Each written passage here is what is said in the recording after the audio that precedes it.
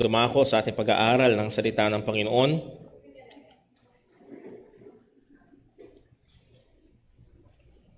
Well, July 19 ay isang petsa na inaabangan ho ng marami. At kung kayo ho ay boxing fans, alam niyo ho kung bakit. Kung tama ang akin hong research, ay July 19 ay muling sasabak.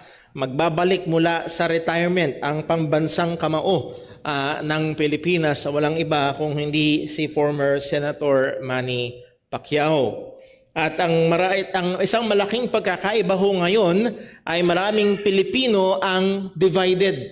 Dati ay talagang buong nagkakaisang sumusuporta, pero ngayon ay marami ang hati-hati sapagkat may nagsasabing, bakit pa lalaban ulit? Nag-retire na nga. At yun namang iba ay nagsasabing, sige, laban lang hanggat kaya niya.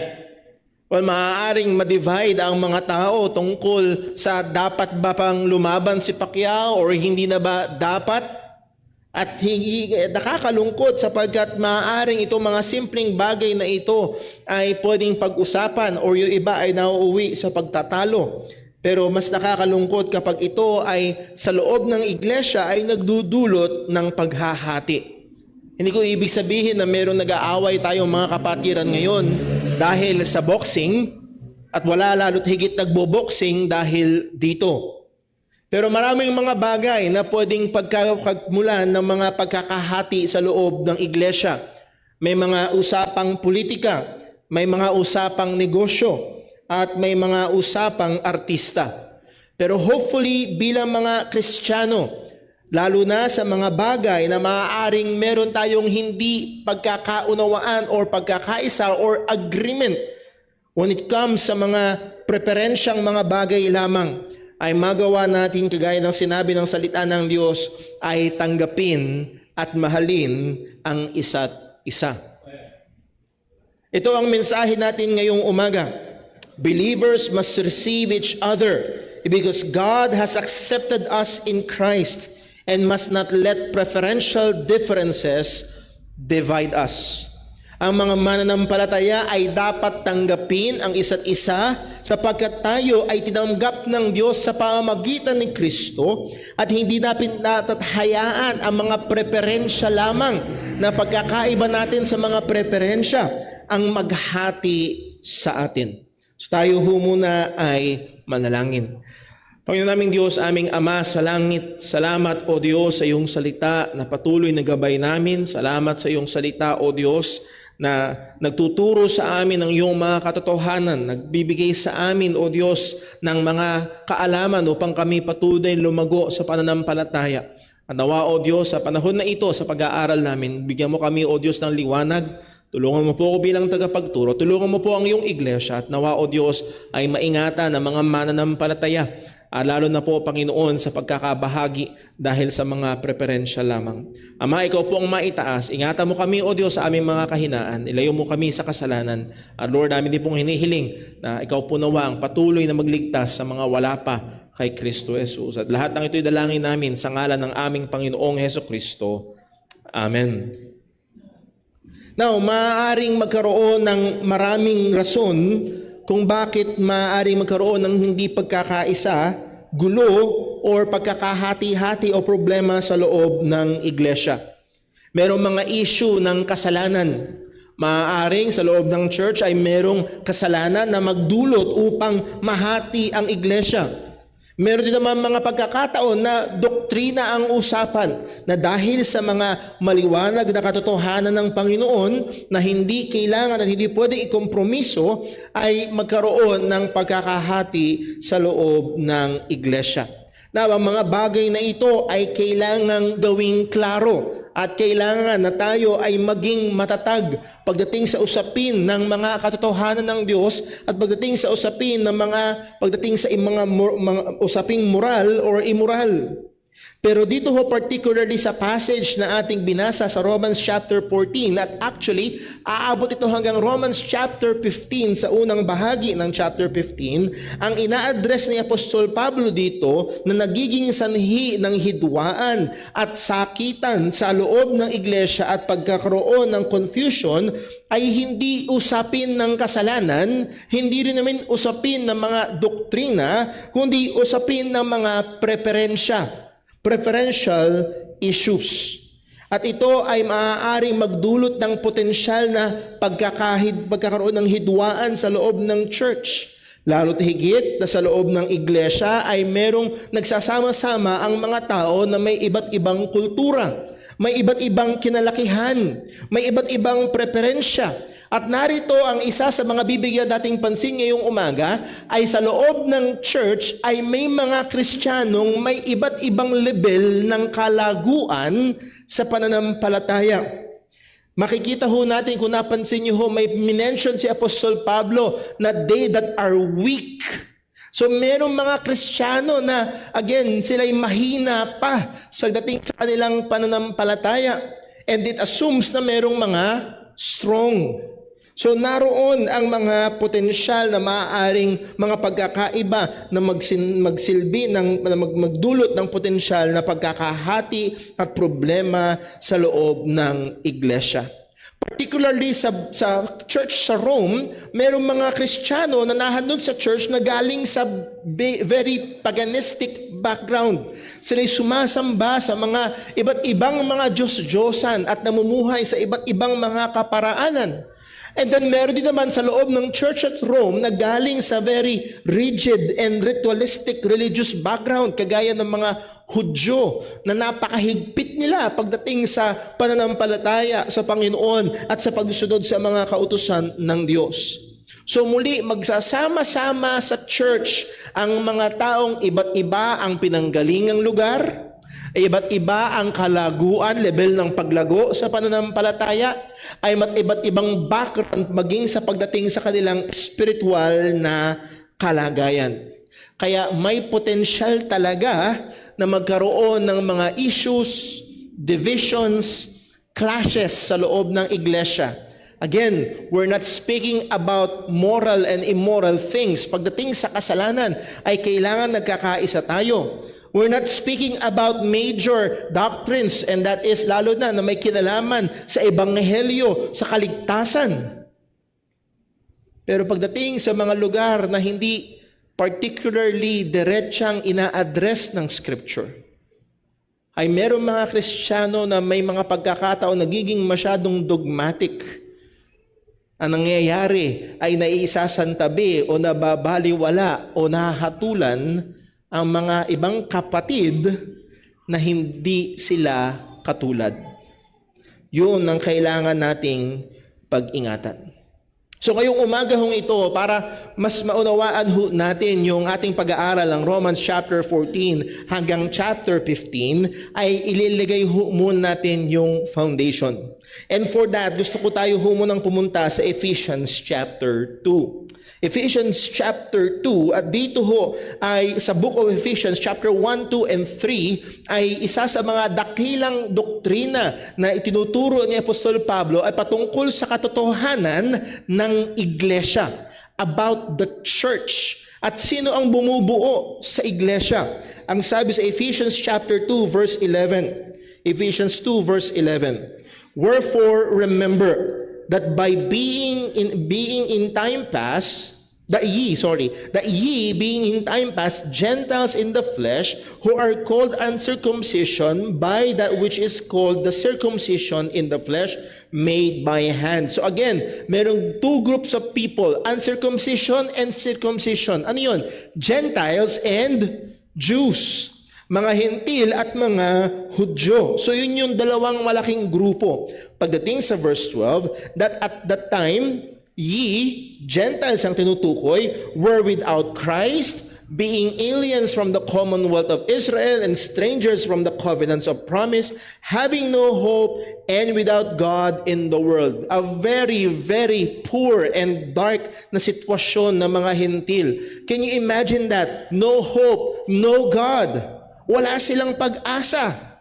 Pero ano nangyari? Verse 13, but now, ngayon ay nangyari, in Christ Jesus, ye who were sometimes were far off are made nigh by the blood of Christ. Kayong mga hentil na malayo, kayong mga hentil na hiwalay, kayo ngayon ay inilapit na. Hindi sa pamamagitan ng pagpapalit ng relihiyon, kung hindi sa pamamagitan ng dugo ng ating Panginoong Hesukristo. They were brought nigh, sila'y inilapit. Gaanong kalapit? Verse 14, for He is our peace, who hath made both one and hath broken down the middle wall of partition between us. And this is a very wonderful verse, a very clear text. Ang sabi sa verse 14, He is our peace. Sino yun? Si Jesus Christ. Na yung dating may division, that is Jews and Gentiles, ngayon yung hidwaan ay nagkaroon na ng kapayapaan. Na ang sabi, who Christ had made both Jews and Gentiles one.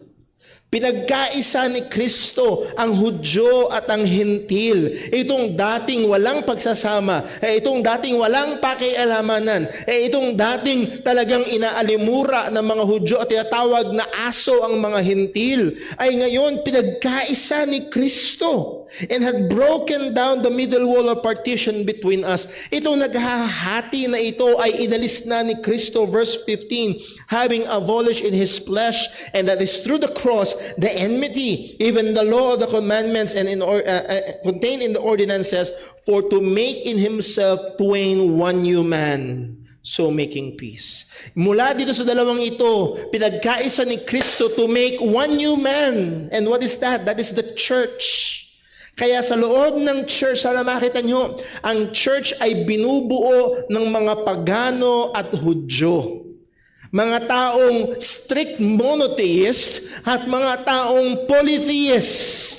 Mga taong strict religious sa kanilang kinalakihan at kultura, sa mga taong marami at iba't iba, and even maging sa mga immoral na kaparaanan ay sumasamba sa kanilang mga Diyos-Diyosan. Ito ay pinag-isa sa iglesia.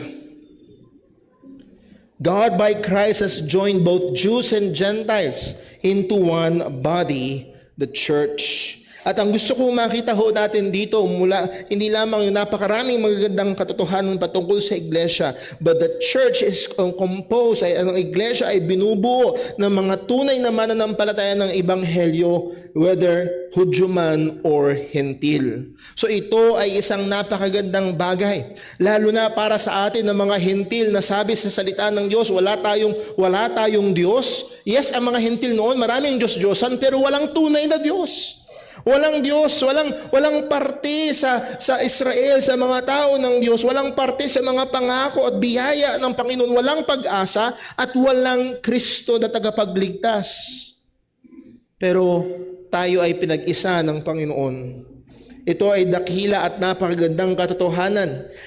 Ngunit sa kabila ng ito ay napakagandang katotohanan na ang mga Hentil ngayon ay inilapit na mga Hentil at mga Hudyo ngayon ay nasa iisang katawan sa iglesia.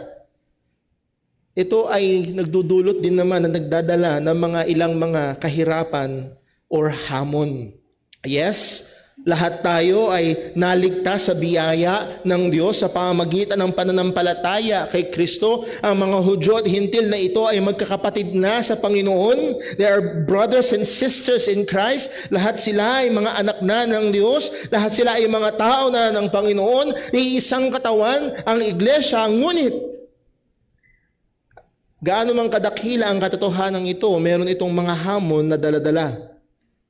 Sapagkat ang mga Hudyo at Hentil ay may iba't ibang pinanggalingan. Nakukuha niyo ho yung larawan. At muli ho, hindi natin kailangan lumayo, tayo mismo. Maaring lahat tayo, wala namang Hudyo dito, higit sa malamang lahat tayo ay Hentil dito, pero may iba't iba tayong pinanggalingan, may iba't iba tayong kultura. At lalo na as we go through this passage, ang binigyang diin ni Apostol Pablo ay merong iba't ibang level ng kalaguan sa pananampalataya. Hindi natin pwedeng asahan na lumakad ng kasing bilis ng 30 years old o 20 years old ang isang 5 years old.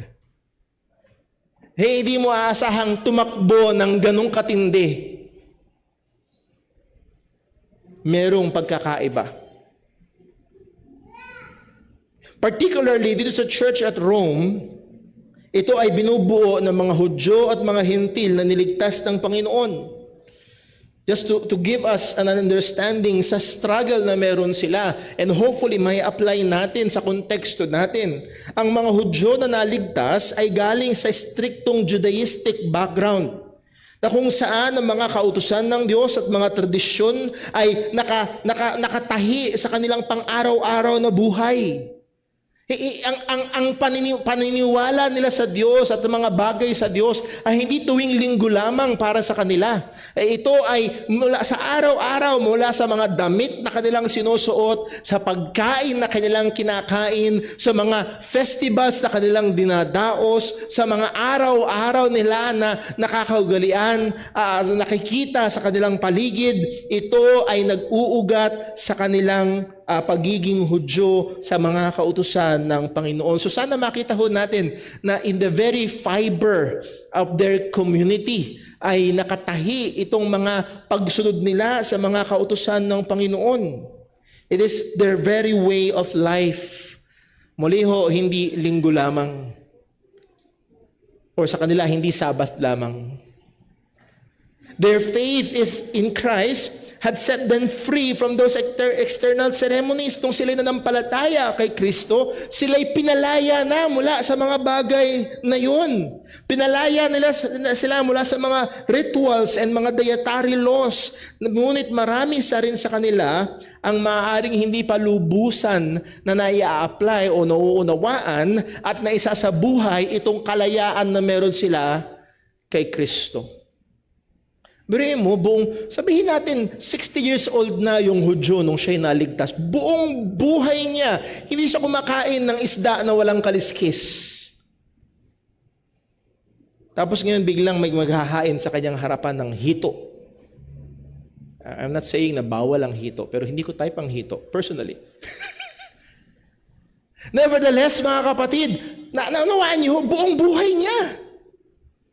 Pero ngayon, meron na siyang kalayaan.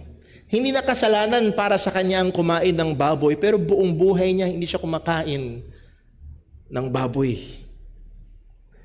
Hindi na bawal sa kanya ang kumain ng karne ng baboy, pero buong buhay niya, ang tingin niya dito ay madumi.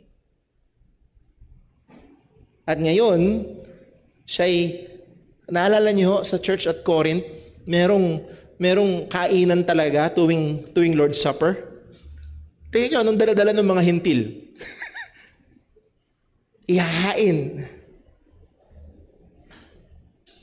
So sana maunawaan niyo ho, hindi magic na maaaring kagaya natin dahil may mga pagkakataon kasi pag binasa natin ang salita ng Diyos, ang iniinterpreta natin agad ito sa konteksto ng ating kapanahunan.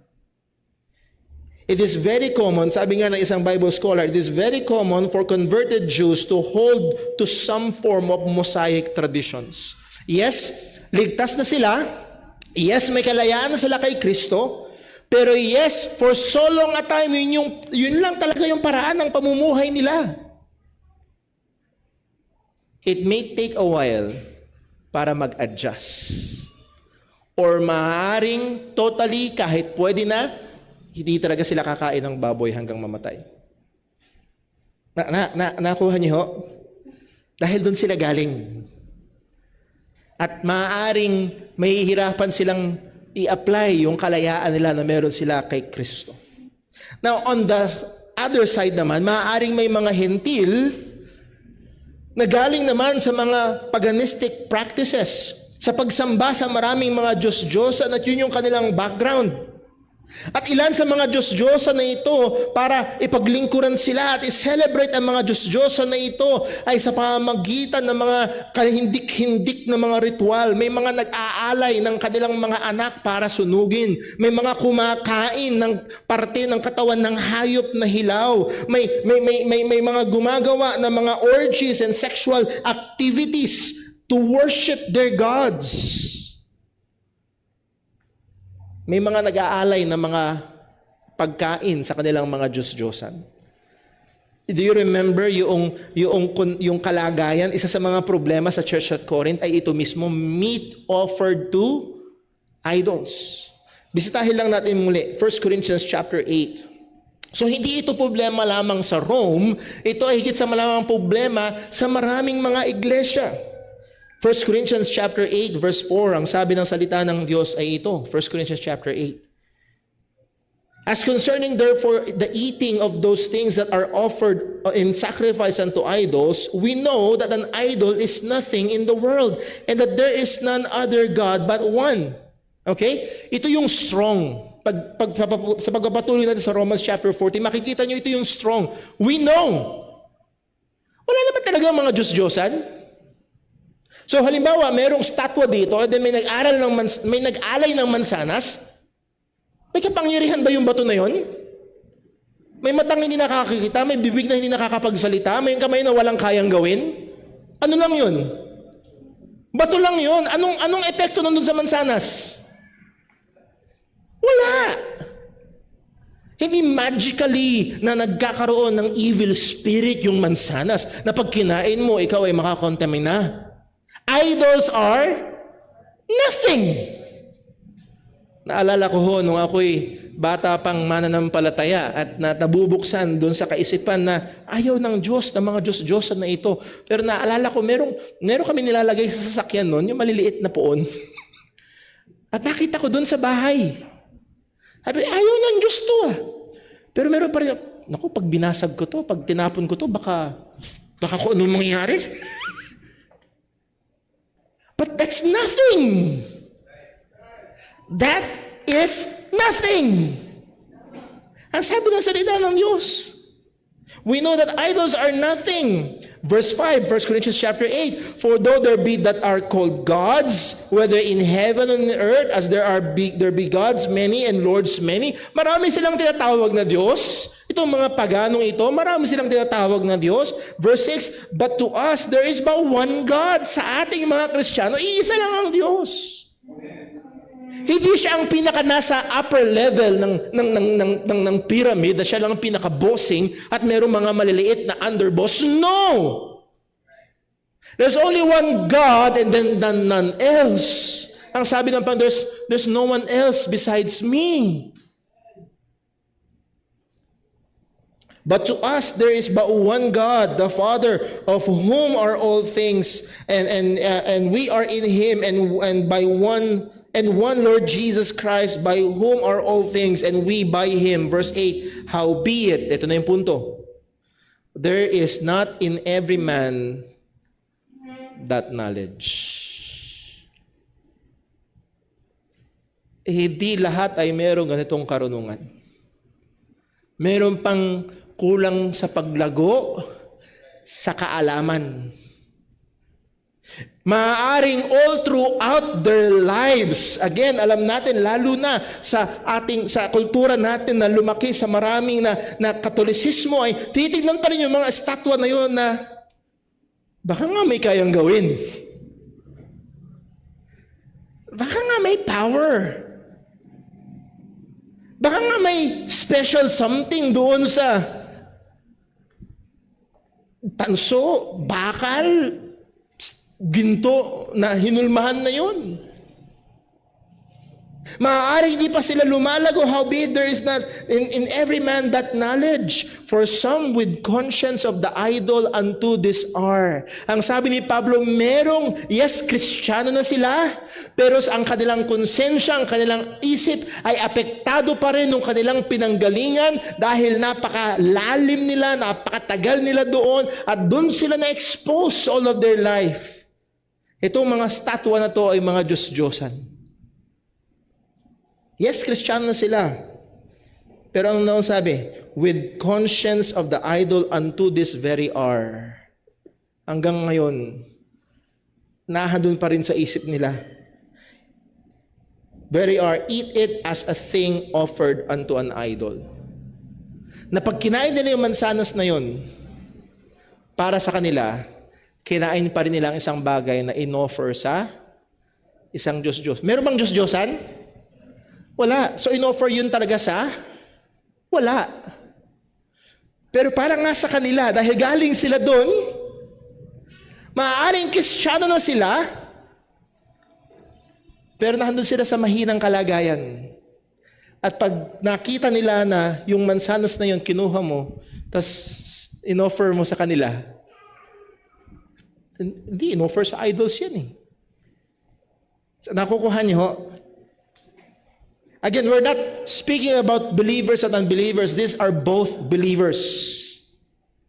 At ganun din ang kalagayan sa Romans chapter 14. Anong sabi? And their conscience being what? Weak is defiled.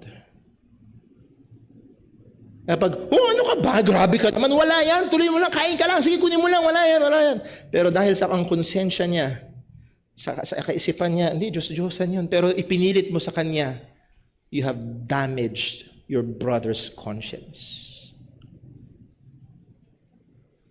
At sa 1 Corinthians chapter 8, isa yun. That is unloving.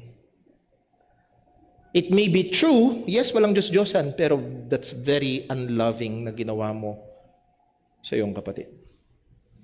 So muli, may mga Hudyo na mula sa kanilang napaka-striktong Judaistic practices, may mga Hentil na galing sa kanilang very dark paganistic practices, ngayon ay magkasama sa isang katawan, sa isang iglesia. And within that, merong malakas, merong mahina. At kailangan tayo ay maging maingat. The church, sabi nga ng iba, is a melting pot of people. Ito ay lugar kung saan nagsasama-sama ang mga tao mula sa iba't ibang mga backgrounds, kultura. Nadala-dala nila ang iba't ibang mga preferences and cultures or mga pinagkalakihan nila o kinaugalian nila. And these differences can cause great divide in the church. Itong mga pagkakaiba na ito ay pwedeng magdulot ng malaking divide sa loob ng church. Now, ayokong masyadong maging, Brother Paul, noon yun, long ago and far away, Hudyo at Hentil, Hudyo at mga pagano, ngayon hindi na tayo ganon. Well, bigyan ko kayo na example. Narito ang isang totoong Kristiyano, pero lumaki sa isang church na King James only. Lumaki siya sa church, King James only. Ngayon, darating siya. At may bababasa siya pambihira. English dito, King James nga, and then Tagalog dito. Tapos minsan nagko-quote pa sa ESV. Tapos ngayon lalapit siya sa'yo, Brad, may tanong lang ako tungkol sa Bible na gamit niyo sa church. Nakita niyo, paano natin i-handle yung kapatid na merong pinanggalingan? So sana makita niyo na ang katotohanan na tinuturo ni Apostol Pablo sa Romans chapter 14 na hindi katotohanan para noon at para doon lang. Ito yung mga katotohanan na kailangan natin ngayon. Dahil kung hindi tayo maingat, ang mangyayari, kagaya ng sinabi ni Apostol Pablo, yung mga malalakas will despise the weak. Walang kwenta yan. Hayaan mo umalis yan. Hayaan mo matisod.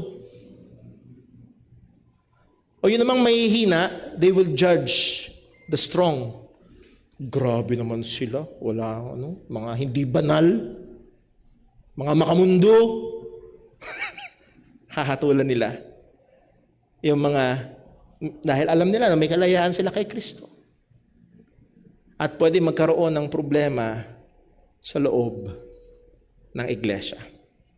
Muli, lilinawin natin ang mga bagay-bagay. Dito sa Romans chapter 14 at chapter 15, hindi pinag-uusapan dito ang mga gospel issues.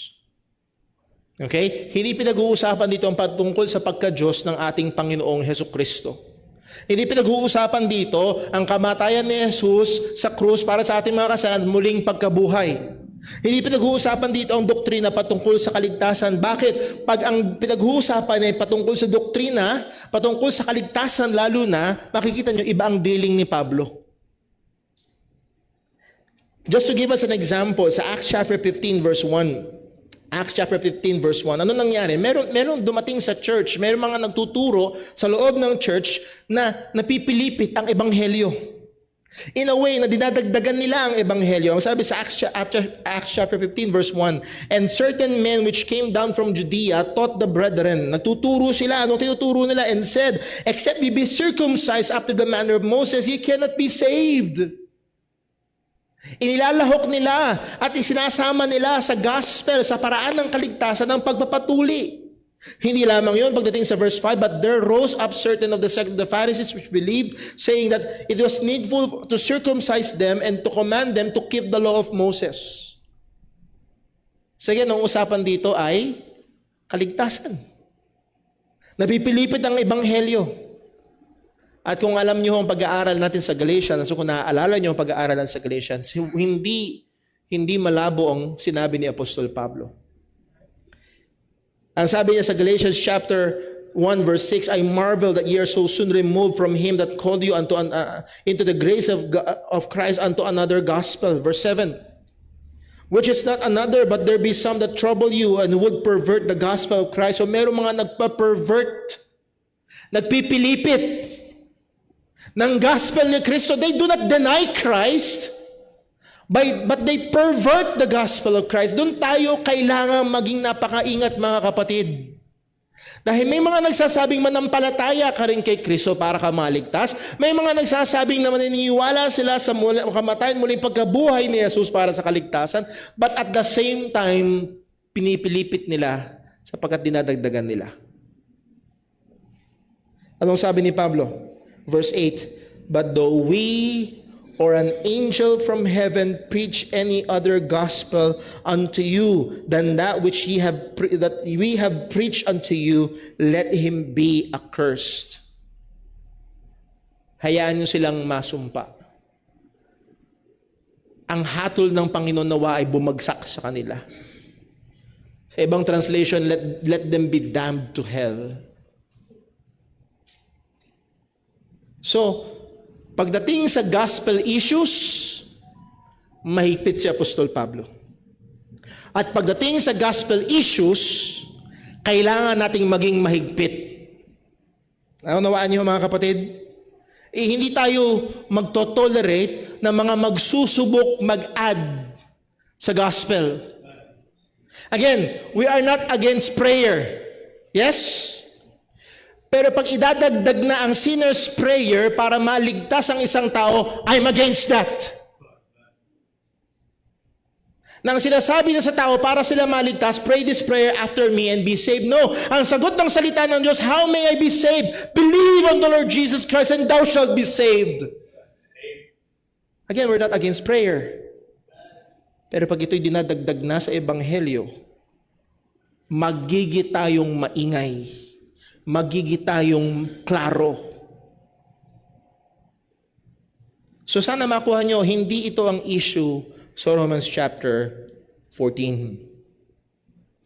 Ang panawagan ni Apostol Pablo sa mga taga-Galatia, Galatians chapter 5 verse 1, stand fast therefore in the liberty wherewith Christ hath made us free, and be not entangled again with the yoke of bondage. Behold, I Paul say unto you, if ye be circumcised, wala namang masama sa pagpapatuli. Wala. Pero dito particularly, ang pagtutuli ay inilalahok para maligtas. Requirement para maligtas. Anong sabi ni Apostol Pablo? If you be circumcised, Christ shall profit you nothing. So hindi pwede na, well, si Kristo at sakramento, si Kristo at pagsunod, si Kristo at ditong ritual na ito, si Kristo at ganito, at si Kristo at relihiyon na ito. No! Pag sinubukang haluan ng ebanghelyo, iyon ay labanan. We are called to earnestly contend for the faith.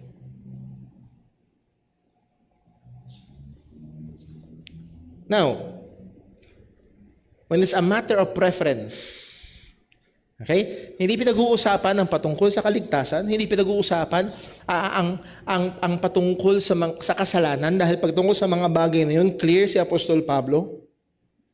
Pero pagdating sa mga preferential matters or cultural matters na hindi damaging at hindi lumalaban sa mga katotohanan ng Panginoon. Verse number 2, Romans chapter 14, ang sabi ni Apostol Pablo.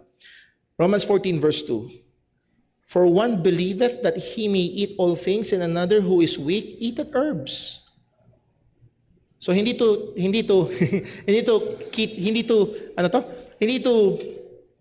proof text panlaban sa mga vegetarian. Okay? No. Hindi yun ang pinag-uusapan dito. Na merong mga mananampalataya at ang punto rito, yung weak, yung nag-eat lang ng herbs. So therefore, yung strong, they eat all things. They understand na meron silang liberty kay Christ. Verse number 5, Romans chapter 14, verse 5. One man esteemeth one day above another, another esteemeth every day alike. Anong hatol? Anong sabi ni Apostol Pablo? Let every man be fully persuaded in his own mind. Nakuha niyo?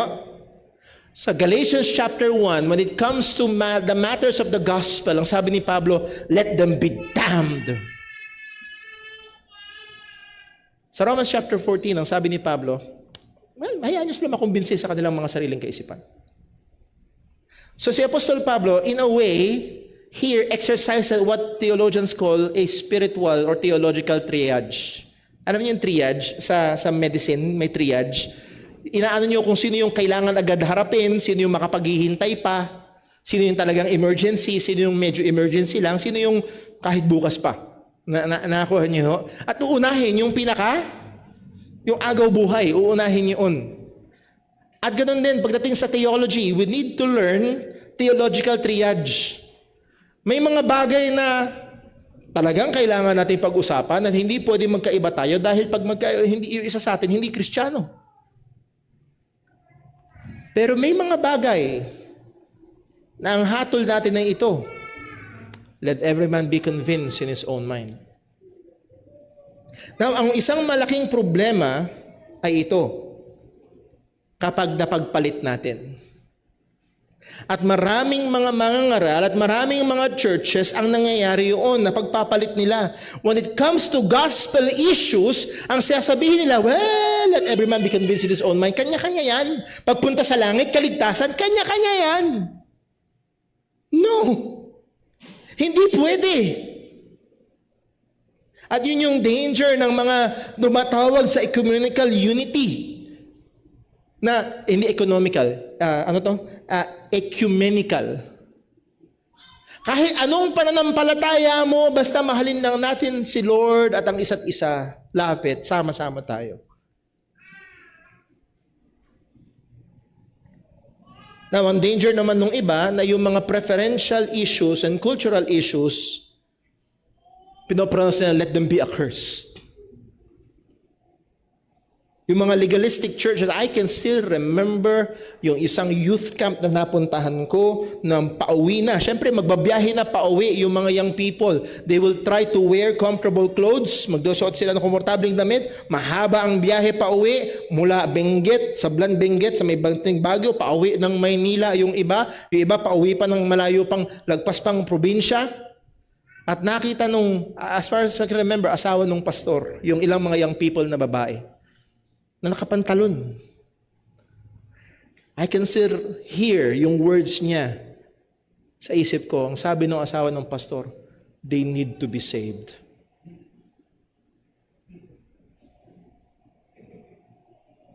Dahil nagpantalon. So yes, may mga ginagawang minor yung major. At ginagawang major yung minor. And that is very dangerous. At kung tayo hindi magiging maingat, pag ginawa nating major yung minor, na yung dapat, well, let every man be convinced in his own mind, gagawin nating major, ano mangyayari sa church? Sasabog. And guess what? Wala tayong magiging fellowship. Why? Dahil walang Kristiyano magkapareho sa lahat ng bagay. May mga kaibigan akong mga pastor, may mga kaibigan akong mga manggagawa, pero tayo kapatid si Brother Daryl, hindi lahat sa patungkol sa theology, magkapareho kami ni Brother Daryl. Pero magyayakap kami bilang magkapatid sa Panginoon.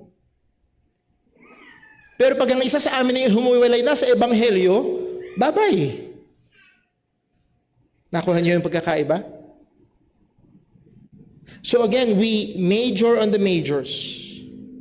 We must exercise a proper theological triage. At ginawa yun ni Apostol Pablo. At dapat exercise din natin ng may kaayusan. Now, as parang hindi pa ito sapat para magkaroon ng mahirap na struggle about dito. As we have said, hindi lamang dahil may iba't ibang pinanggalingan, kundi may iba't ibang level din ng paglago. Romans chapter 14 verse 1, ang sabi, him that is weak in the faith, receive ye. So merong mga weak. At dito, for one that believeth that he may eat all things, another who is weak eateth herbs. So yung naniniwala na ang pwede lang sa kanila ay gulay, yun yung weak. Pero yung naniniwala na pwede silang kainin ng lahat ng bagay, they are the ones that are strong. So merong weak and strong in the church. Yung mga mahihina rito ay hindi dahil mahina sila sa pagtitiwala sa Panginoon. Muli, ito'y Kristiyano. Ang pinag-uusapan dito ay kapatid sa Panginoon pero mahina. Mahina in a sense na kulang pa sila sa pagkaalam at pagkaunawa at aplikasyon ng mga katotohanan ng Panginoon, particularly sa context ng Romans chapter 14, ng kanilang kalayaan na meron sila kay Kristo. As we have seen kanina sa Romans chapter 8, ang sabi ni Apostol Pablo sa 1 Corinthians chapter 8 verse 7, howbeit there is not in every man that knowledge. Hindi pa nila alam o hindi pa nila na-apply, hindi pa nila lubusang nauunawaan, or kahit naalaman na nila, meron pa rin silang daladala mula sa dati nilang pinanggalingan na para sa kanila, hindi pa rin. So a weak Christian, listen, a weak Christian is still a Christian. At ang magiging napakamapanganib ay kung hahatulan natin sila because of their weakness na hindi Kristiyano. Siya isang mananampalataya pero dahil sa pinanggalingan, sa background, sa orientation, sa kanalakihan, sa past experience, o preferensya na meron siya, dahil maaari sa mga katuruan na tanggap niya na, ay may kahinaan siya sa pag-enjoy ng kanyang kalayaan na meron siya kay Kristo. Ay mga mahihina na Kristiyano ay may tendency na maging narrow and somewhat legalistic sa kanilang mga kaparaanan. Intolerant sila sa spiritual liberty ng ibang mga mananampalataya. He is confined because yung kanyang mga nakakonfine siya, nakukulong siya ng kanyang mga preferensya at mga kinalakihan at background and past experiences. And not only past experiences but also, lalo na ngayon as we have given illustration kanina, legalistic view ng buhay Kristiyano. Outward holiness o outward conformity, yung mga pagsunod sa mga outward rules ang kaparaanan ng kabanalan. At mga kapatid, in my early Christian life, yun yung paraan ng kabanalan. Wag kang papasok sa sinihan. Okay? Yung hati ng buhok, I have encountered na mga Kristiyano, isang babaeng Kristiyano, sabi niya, pag ang hati ng buhok ng babae ay nasa gilid, makamundo yun. Dapat ang hati ng buhok ng babae nasa gitna. Tapos ang hati ng buhok ng lalaki dapat nasa gilid. Paano yung walang hahatiin? Hindi ko alam.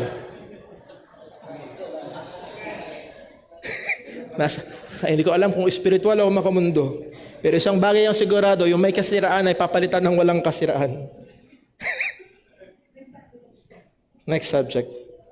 Hindi lamang wag papasok sa sinihan, wag magsusuot ng pantalon ng babae, ang lalaki ay dapat laging nakapantalon. Nakakita ako ng ganun, naka-encounter ako ng ganun. Kahit matutulog ka, dapat nakapantalon. Kahit may nakita ako, mga lalaki nagsiswimming, nakapantalon.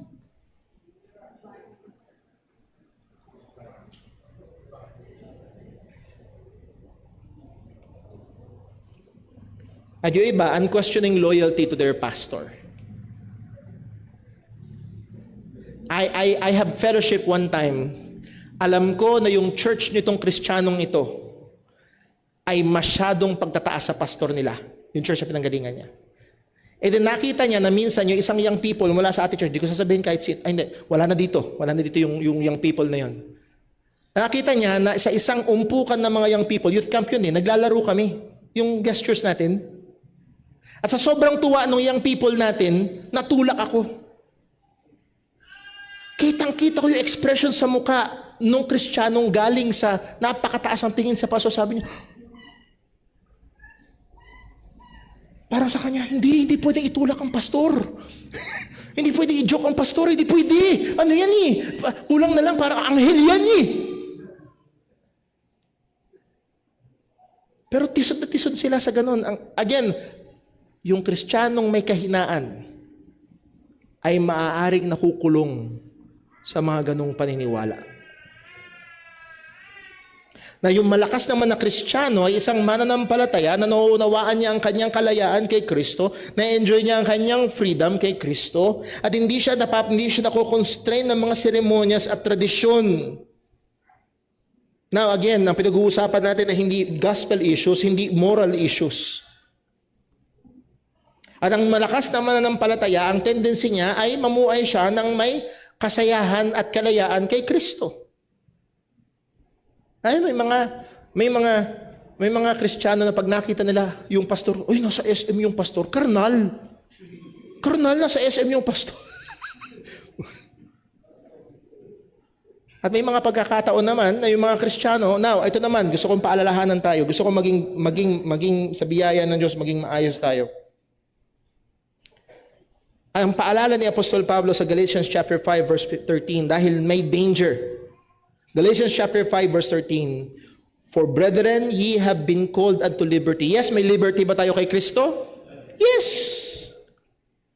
Only use not liberty for an occasion to the flesh. Wag niyong, yes, may kalayaan tayo, pero wag niyong gamitin para sa okasyon ng pita ng laman, masunod ang laman. Yes, we have freedom in Christ and we can enjoy this for the glory of God, hindi para bigay ang hilig at maging pantakip sa kasalanan. So, maging maingat ho tayo.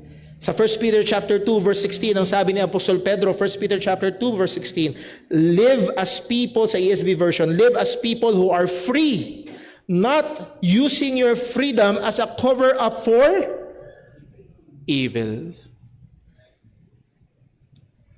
May freedom tayo kay Kristo. Pero totoo, pwedeng maabuso ito ng malalakas na Kristiyano. So let us be very careful. And the potential problem comes kapag ang isang mahinang mananampalataya ay titignan ng isang malakas na mananampalataya na ine-enjoy ang kanyang liberty. Again, hindi sa kasalanan, pero ine-enjoy ang kanyang liberty at inaakusahan niya at hinahatulan niya. Muli nga, bago sasakyan ng pastor, karnal, agad? And yun namang malakas na mananampalataya, tinitignan niyo yung mahinang mananampalataya, inaakusahan niya ito na masyadong makitid at maaaring binabaliwala, mahihina yan. Di ko na lang papansinin. Bahala ka sa buhay, matisod ka kung matisod ka. Basta ako, may kalayaan kay Kristo. And it can bring this harmony inside the church. Anong sabi ng salita ng Panginoon? Lahat ng yon ay foundation ng ating magiging pag-aaral. So punta tayo sa verse number 1. Romans chapter 14 verse 1. Anong sabi ni Apostol Pablo? Him that is weak in the faith, ano daw sabi? Receive ye. This is the first imperative. At ang pangunahing kinakausap dito ni Apostol Pablo ay yung malalakas. Okay? Malakas ka sa pananampalataya. Okay? Naunawaan mo yung freedom mo, yung liberty mo kay Kristo. Ito ang dapat mong gawin. Una, receive mo yung mahina. Hindi mo i-cast out, hindi mo baliwalain, kung hindi i-receive mo. And Lord willing, sa pag-aaral ho natin next Sunday, titingnan natin, ano ibig sabihin ito? Paano ito makikita? Paano ito isasabuhay? At nawa, tulungan tayo ng Panginoon. Bilang isang church, yes, nagkakaisa tayo sa Ebanghelyo. Ayaw natin ng kasalanan, pero itong katotohanan, may iba-iba tayong pinanggalingan, may iba-iba tayong level ng paglago. At tulungan nawa tayo ng Diyos na maingatan ang pagkakaisa at pagmamahalan sa loob ng iglesia. Let's pray. Panginoon naming Diyos, sa aming Ama sa langit, salamat po. O Diyos, tunay, ang mga katotohanan mo, Panginoon, ay napakasarap, napakaganda. Naroon din ang katotohanan, O Diyos, na ito'y pwedeng maabuso. Kaya tulungan mo nawa kami, bantayan mo nawa kami. O Diyos, paalalahanan mo kami sa mga pagkakataon na ang iyong katotohanan, lalo't higit ang kalayaan na meron kami kay Kristo, ay maaari naming maabuso. At gayon din, O Diyos, aking pong dinadalangin, kung meron mang mga kapatiran na naririto, na nahandun sa kahinaan, or may mga areas ng kanilang buhay pananampalataya na sila'y mahina. O Diyos, tulungan mo nawa kami na tanggapin sila, na mahalin, at sa biyaya mo, Panginoon, ay pagministeryuhan. At kami ay kapwa, patuloy na lumago sa pananampalataya at pagmamahal sa iyo. Lord, ingatan mo po nawa ang church na ito. Ilayo mo kami sa masama. Ilayo mo rin naman kami, Panginoon, sa pagiging legalistiko. At nawa, tulungan mo kami mamuhay na nagbibigay papuri sa iyo. At aming niluluwalhati ka, maging sa pamagitan ng mga kalayaan namin na meron kami kay Kristo. Ama, salamat po sa aming Panginoong Jesus na sa amin nagligtas. Salamat po sa kalayaan na meron kami. At yan din, salamat po sa meron kaming pagkakataon upang alalahanin ng aming Panginoong Jesus sa pamamagitan ng banal na hapunan. Lahat ng ito dalangin namin sa ngalan ng aming Panginoong Hesukristo. Amen.